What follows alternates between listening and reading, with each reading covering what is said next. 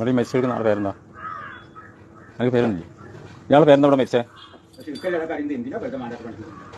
അള്ളാഹു ഖുർആനിൽ പറയുന്നുണ്ട്, ഇന്നല്ലാഹു യുസ്മിഉ മൻ യശാ. അള്ളാഹു ഉദ്ദേശിക്കുന്നവർക്ക് അള്ളാഹു കേൾപ്പിച്ചു കൊടുക്കും.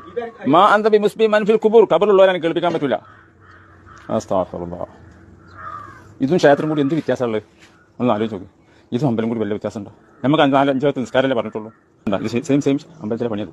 നമുക്കിത് പറഞ്ഞിട്ടില്ല. അള്ളാഹുവിന്റെ റസൂൽ പറഞ്ഞൊരു ഖബർ എങ്ങനെ പെട്ടെന്ന് നിരപ്പാക്കാനാണ് പറഞ്ഞു. എനിക്ക് അള്ളാഹ് മതി. പക്ഷെ ഈ കച്ചവടം ഉണ്ടല്ലോ മഹാമോശമാണ്.